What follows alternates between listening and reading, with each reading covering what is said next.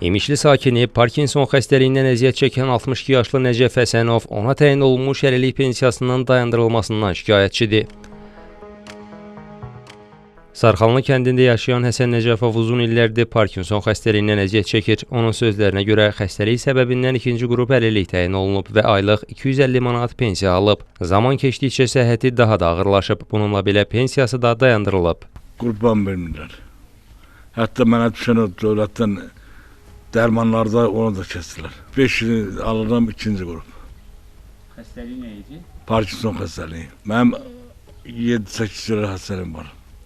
Parkinson xəstəliyi, ürək çatışmazlığı, böyle çatışmazlığı, gözümün bir görmür. Onunla şəkər, təzyiq, bir də ki, qılçalarımda tutulub qalmışam bax belə. Hazırda yataq xəstəsi olan Həsən Nəcəfov gündəlik ehtiyaclarını belə qarşılaya bilmir. Nə maddi cəhətdən, nə mənəvi cəhətdən bizim imkanımız yoxdur ki, bunu bir yana aparaq. İndi də pensiyası kəsilib qalmışıq belə. Heç olmaya bu birinci qrupa getmişdik biz Bakıya, qəbul eləmədilər. Heç olmaya bu ikinci qrupu bərpa eləsinlər ki, bunun dava dərman pulu heç bankları demirəm, hələ bank kredisi götürüb bu davasının, dərmanın, həkimin planını ödəmişik. Bu heç olmaya bu dava dərmanların biz pulunla alaq. Nə gücüm çatmır aparam, sürüyorəm mən onu güclə, belə and olsun Allaha qollarımla dolmuşam.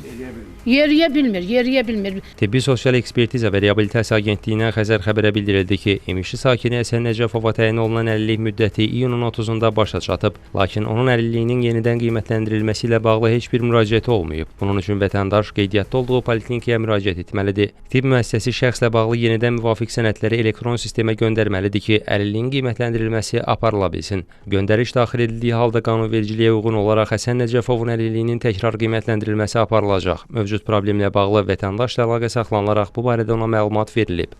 Elməddin İsmailov, Kənan Qafar, Xəzər xəbər.